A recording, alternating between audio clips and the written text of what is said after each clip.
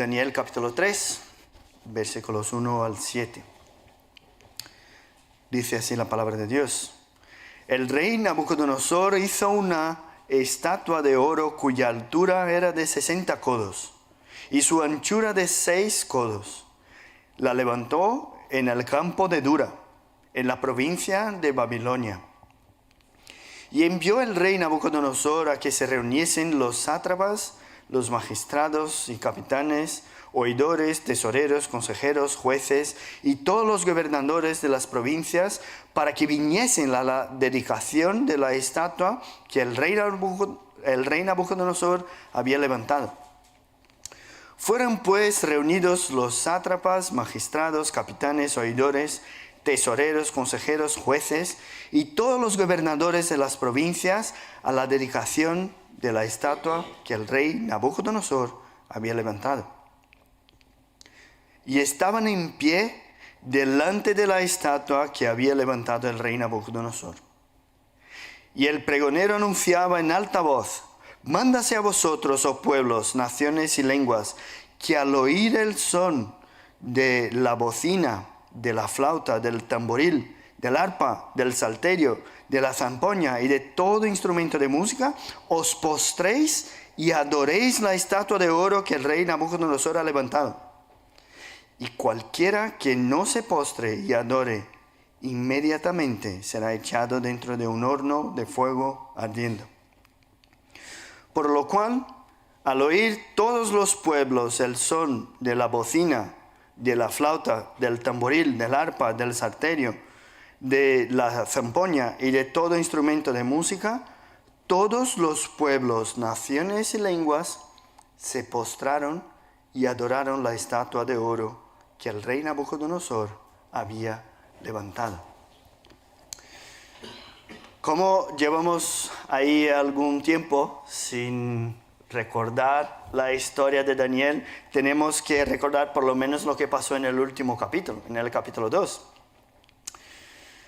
Si os acordáis, allí ese capítulo habla de la ansiedad que tenía Nabucodonosor por su sueño. El capítulo 2 habla de eso. Él tuvo un sueño y no sabía cuál era su significado. Y consultó a sus magos, pero les hizo una pregunta que ningún rey en la historia había hecho a ninguno de los magos, porque pidió que le dijesen el sueño y la interpretación. No sé si os acordáis. Ellos no pudieron. Y el castigo para eso era la muerte directamente. Pues Daniel se enteró del pedido del rey y le pidió un tiempo para contestar. Se fue a su casa, llamó a sus amigos y ellos empezaron a orar. Dios reveló el misterio a Daniel. Y el capítulo 2 está uno de los pasajes, desde mi punto de vista, más bonitos de la historia de Daniel, que es su oración a Dios. Su oración es maravillosa. Porque en su oración él reconoce cuán grande es Dios, cuán maravilloso es reconocer su soberanía. Pero enseguida, después de la oración, Daniel se presenta delante del rey, le revela el sueño y su interpretación. Y el rey se queda maravillado con el poder de Dios, del Dios de Daniel, y le ofrece a Daniel, y Daniel ofrece a sus amigos cargos dentro del reino. El sueño, no sé si os acordáis, habla de una estatua, cuya cabeza era de oro, cada parte tal, y tenía una piedra gigante que destrozaba la estatua. Pues más o menos hay un resumen de lo que era el sueño de Daniel. No hace falta que hablemos de todos los detalles. Pero mirando hacia estos versículos ahora, en el capítulo 3, vamos a ver primeramente cómo nuestras actitudes revelan dentro de lo que está dentro de nuestro corazón.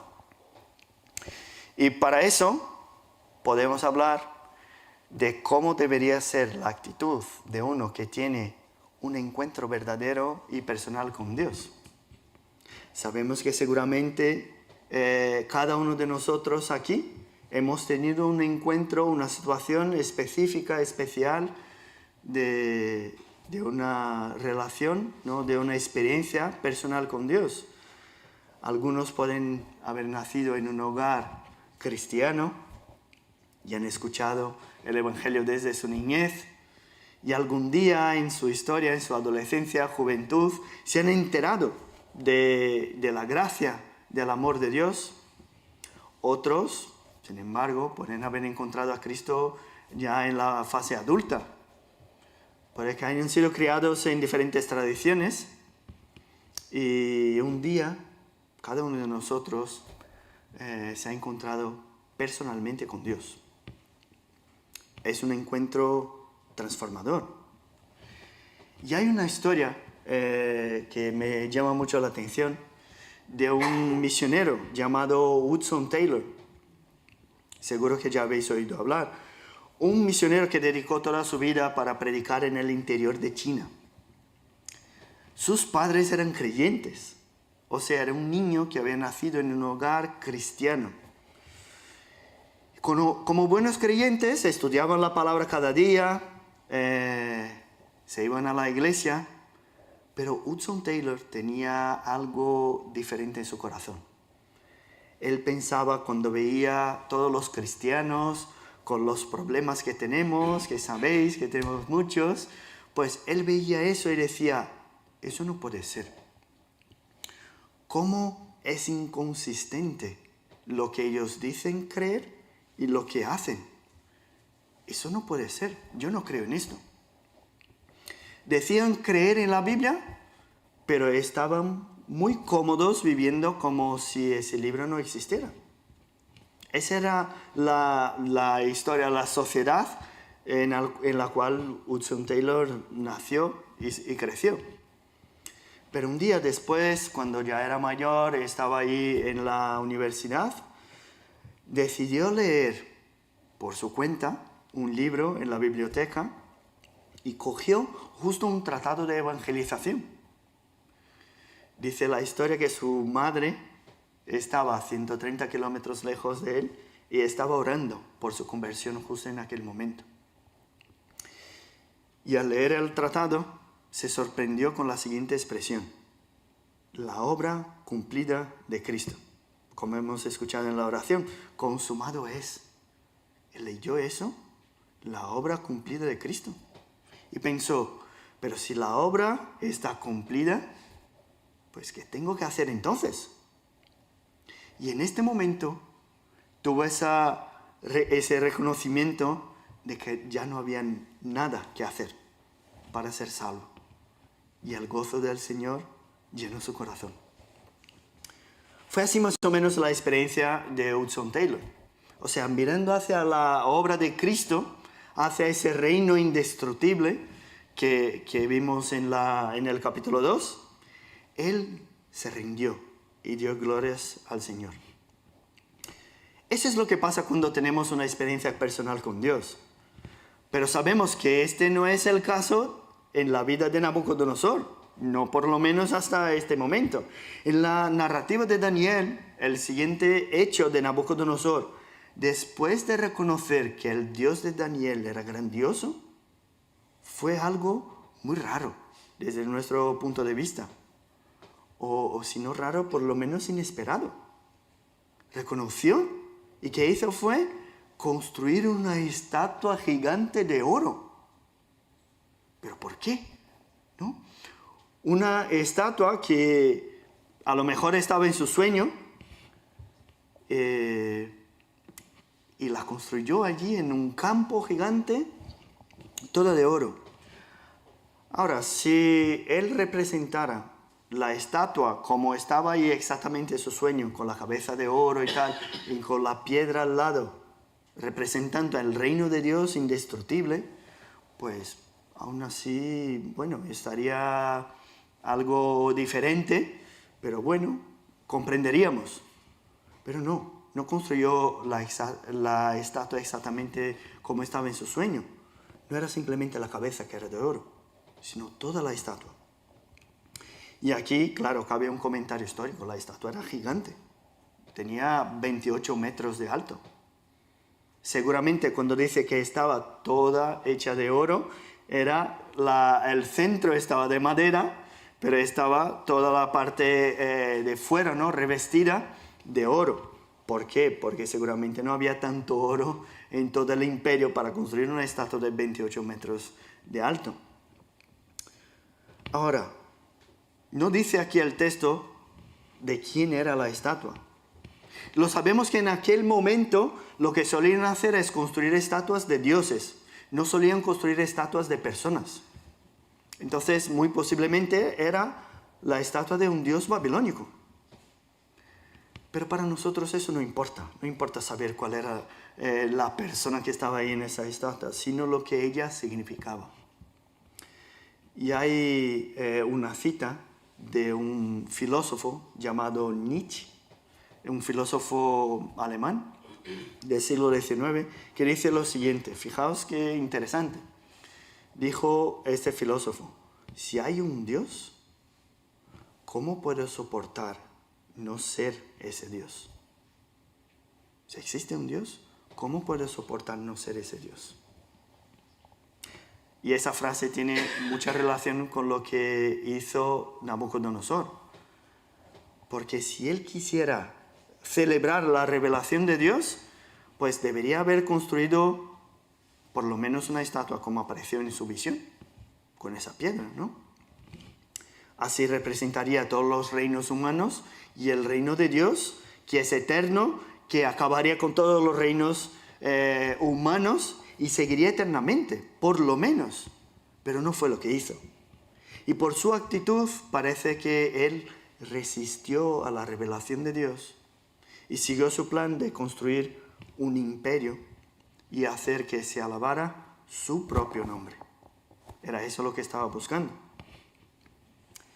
Y a pesar de no saber quién era la estatua, lo que encontramos en el texto, no sé si os habéis fijado, una repetición exhaustiva del nombre del rey Nabucodonosor. Y diciendo que él levantó una estatua de oro. Se repite una y otra vez. Ahora, eso no tiene nada que ver, por ejemplo, con una historia de conversión como la de Hudson Taylor. No tiene nada que ver.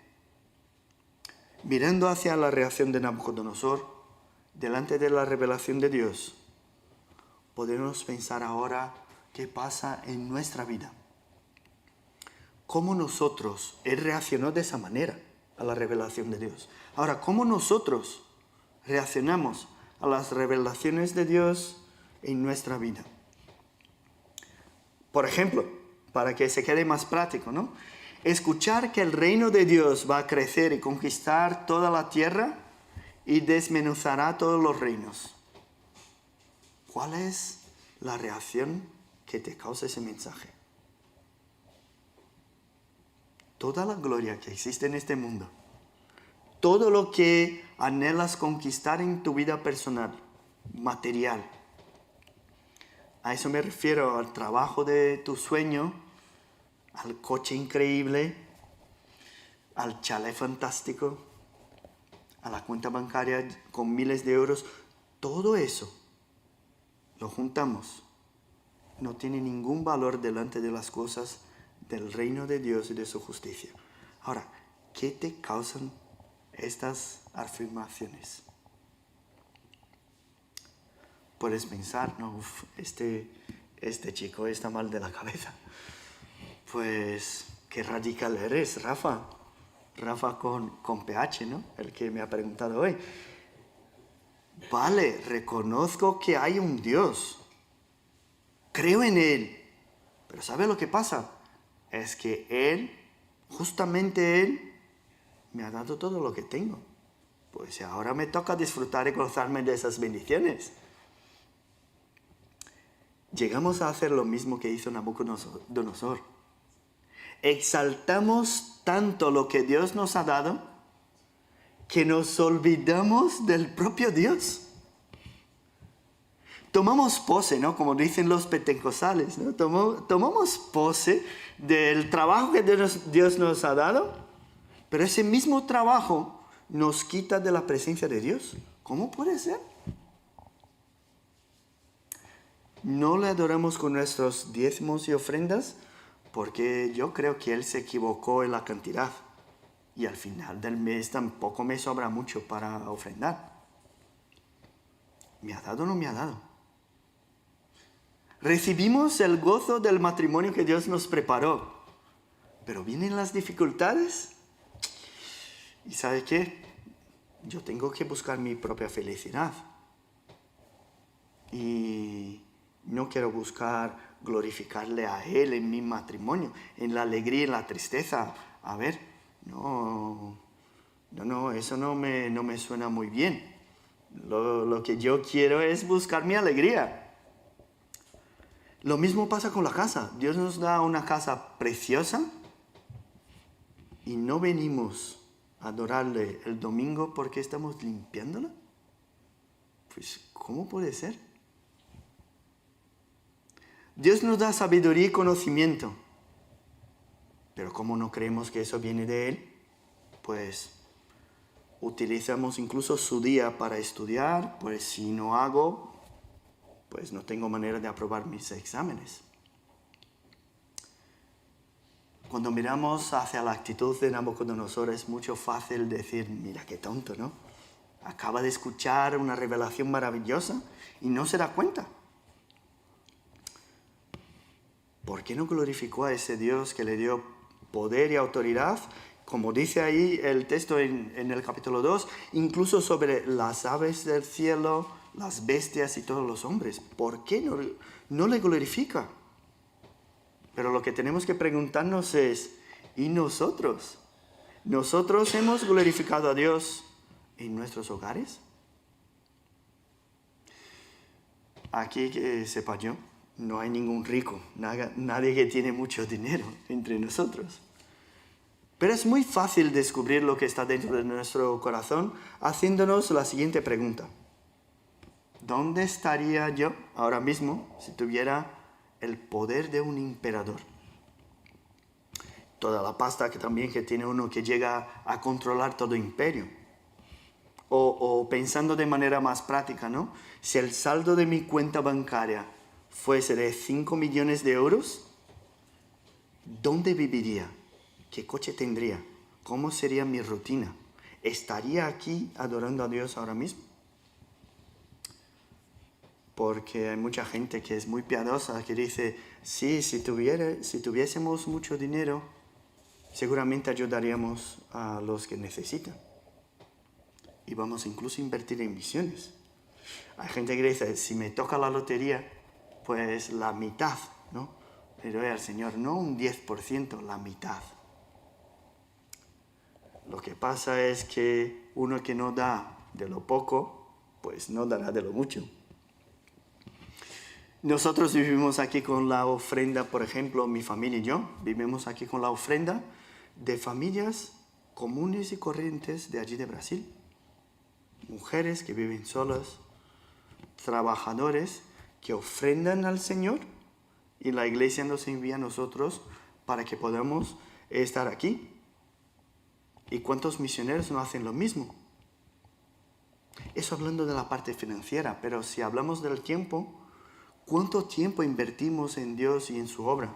Si Él es el que nos da el día en el cual vivimos, ¿cuánto tiempo invertimos en eso? No sé si podéis ver, ¿no? Hemos recibido vida, dinero, salud, bienes y todo lo que tenemos. Pero lo que hacemos es buscar nuestra satisfacción propia en cada una de esas cosas. Todo eso, lo que hacemos es para que nuestro nombre sea alabado, para que nosotros recibamos la gloria.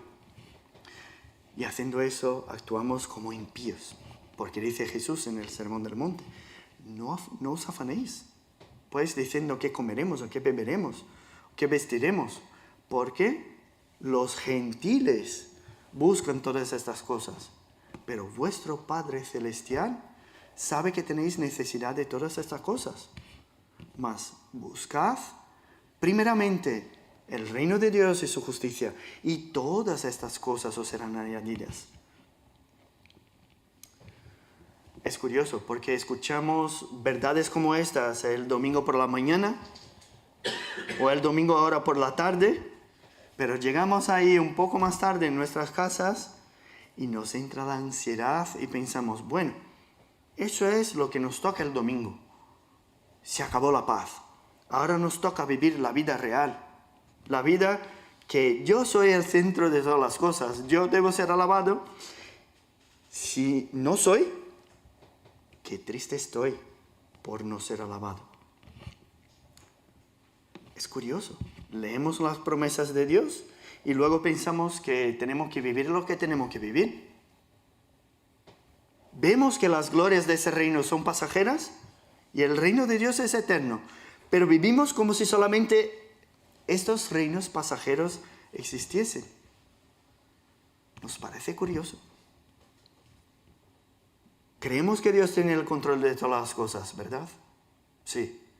Pero nos frustramos porque el control no es nuestro. Sabemos que la salvación viene solamente de Dios, pero dudamos de nuestra salvación por las situaciones que pasamos. Y así vivimos. ¿Por qué razón lo hacemos? Pues lo hacemos porque nuestras actitudes revelan lo que creemos. La mejor manera de conocer lo que uno cree es mirar en sus actitudes. Y para ilustrar esas actitudes que tenemos, voy a utilizar la biografía de uno de los mejores jugadores de cricket. No sé si conocéis ese deporte. Uno de los mejores jugadores de la historia, llamado Charles Thomas Stud, un inglés del siglo XIX. Nacido en una familia muy rica, que tenía una carrera garantizada en el deporte. Su padre era creyente, un creyente piadoso, y estaba muy preocupado por la salvación de sus hijos. Lo que pasa es que Charles, o Carlos, si lo traducimos, ¿no?, tuvo una experiencia con Dios más o menos a los 18 años, pero empezó a tener mucha fama en el deporte y no se veían los frutos de una verdadera conversión, de un verdadero arrepentimiento en su vida. No compartía el evangelio con sus amigos. Cuando se iba con ellos, actuaba como uno de ellos. Sin embargo, uno de sus hermanos se enfermó, una enfermedad muy grave, y él se dio cuenta que toda su fama, su dinero, pues no les valía para nada. El hermano estaba ahí y él no tenía cómo hacer nada por su hermano. Y más o menos en la misma fecha, fijaos qué curioso, recibió un folleto de un ateo que decía, si creyera en lo que dicen los cristianos, haría cualquier cosa para alcanzar con el mensaje del evangelio a todos como fuera posible. Un ateo. Cuando juntó ahí todas las situaciones de su vida, Dios empezó a mostrarle con más claridad lo que era una vida de santidad. Y poco tiempo después asistió a una conferencia justo de ¿quién? Hudson Taylor, que estaba visitando Inglaterra, y el misionero que hemos comentado ahí al principio del sermón. ¿Y por qué utilizar la vida de Carlos Stud para ilustrar la última parte de este sermón? ¿No? Porque a pesar de no tener fama ni dinero, nosotros actuamos como Stud, pero en su primera fase de creyente. Vivimos como si nada. Como si nuestra fe fuese algo que sí influye en la eternidad, pero esa vida la vivimos nosotros. No vemos la fe que tenemos en Cristo como algo presente en todas nuestras decisiones. La vemos más como un apoyo, una ayuda a nuestras voluntades.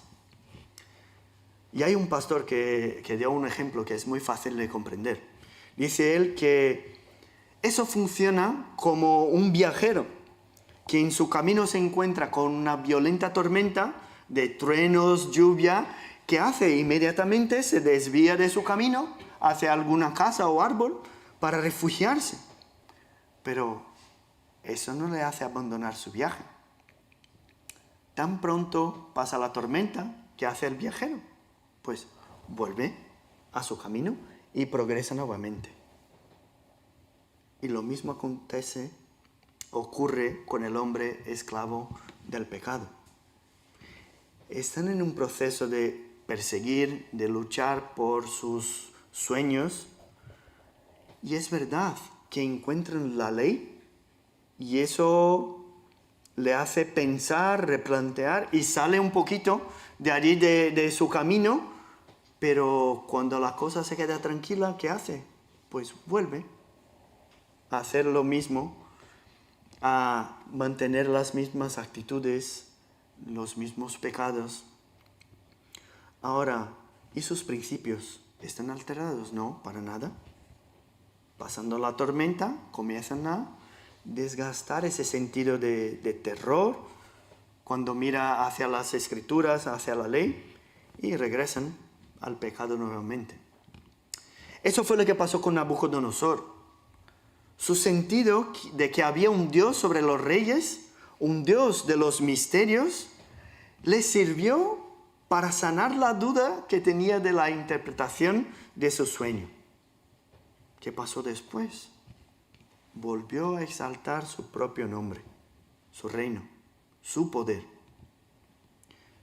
Toda esa ceremonia, la estatua, tantos oficiales que Daniel insiste, ¿no?, en repetir una y otra vez, tantos instrumentos musicales, lo que hace es disfrazar la adoración a un Dios, que en realidad es la adoración a una persona.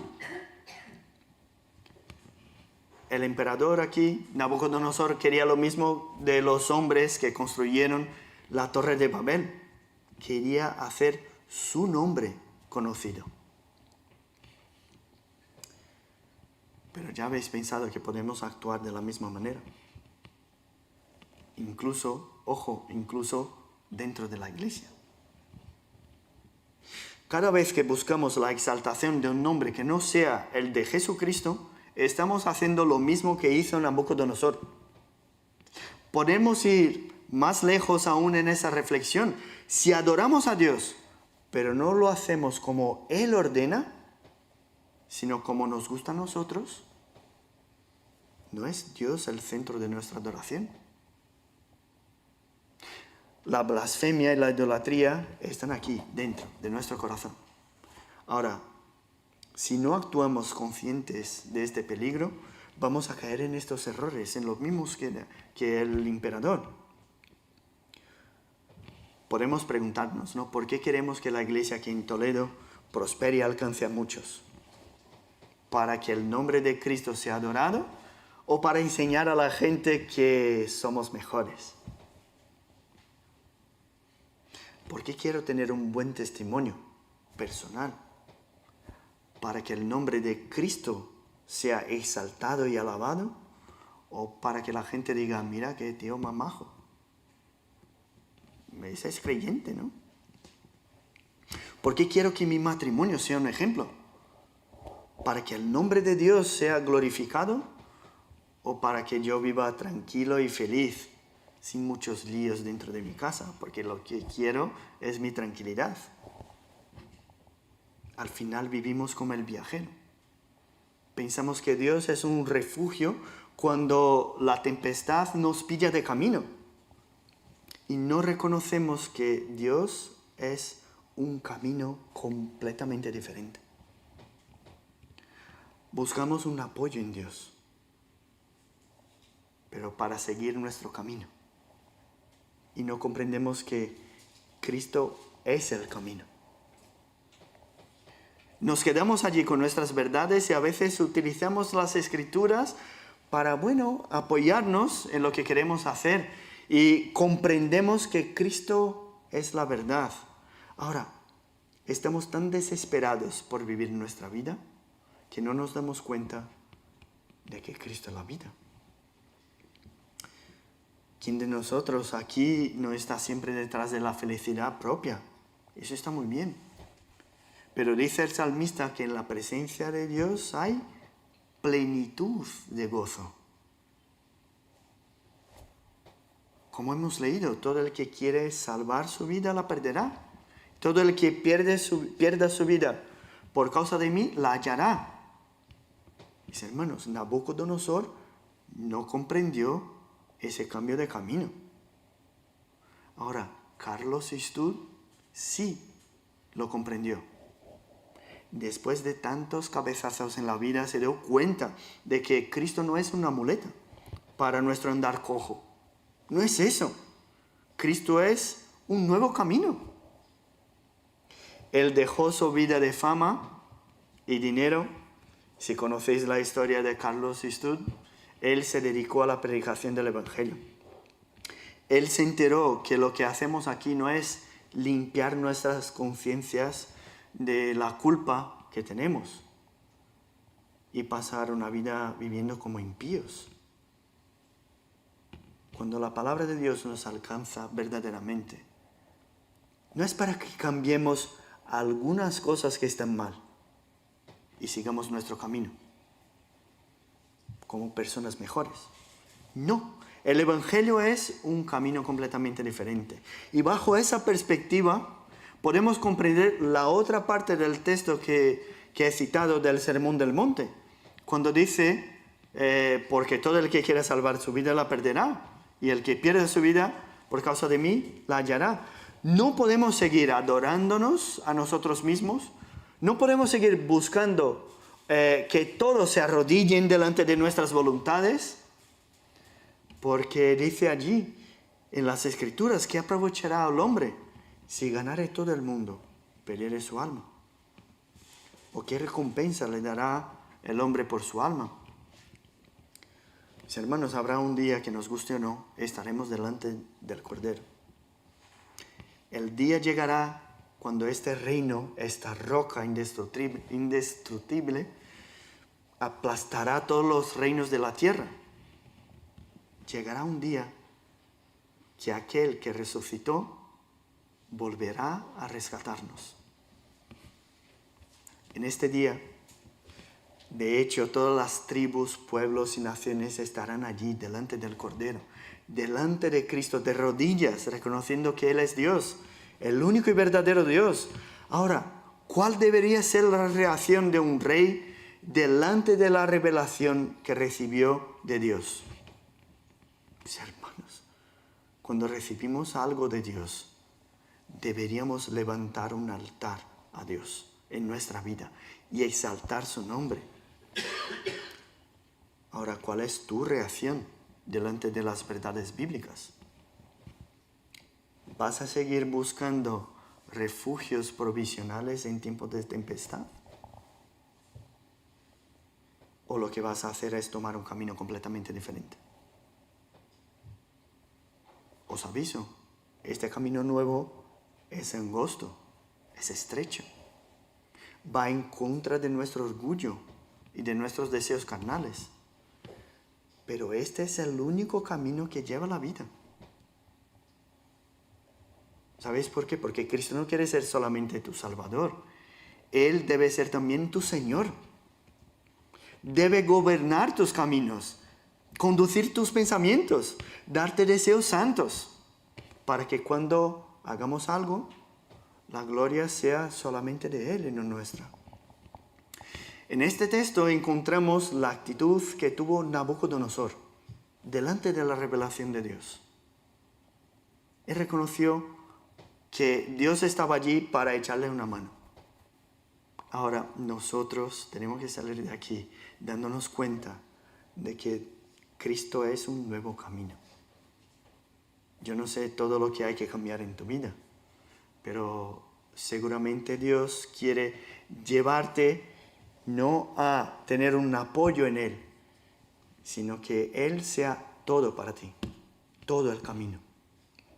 Así que vamos a orar y pedir al Señor que nos traiga esa conciencia, esa alegría y ese gozo de reconocer que Él es nuestro nuevo camino. Vamos a orar. Gracias, Padre, porque tú te has revelado a cada uno de nosotros y te conocemos a ti personalmente, pero también reconocemos, Padre, que este conocimiento muchas veces se queda en la teoría. Reconocemos que estamos aquí y nos gozamos de tu palabra, de tu revelación, pero lo que pasa es que mañana estamos en la universidad, estamos en el trabajo, dentro de nuestra familia, y ya no te hacemos caso. Y hacemos lo mismo que hizo Nabucodonosor. Padre, cámbianos. No permitas que te tengamos a ti solamente como una muleta, un apoyo para nuestro andar cojo, Padre. Sino que tú seas nuestro nuevo camino. Que encontremos en ti todas las instrucciones para nuestra vida. Que no dudemos de tus promesas. Que vivamos conforme a tu palabra. Ayúdanos, Padre, para que no seamos creyentes de experiencias puntuales contigo, sino que seamos creyentes verdaderos que caminan en tu verdad. Te pedimos tus bendiciones a cada una de las familias de aquí de la iglesia de Toledo.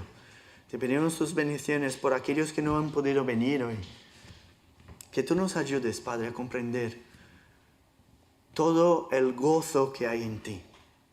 Que los lujos de este mundo, los proyectos que tenemos, que no quiten la gloria que hay en ti.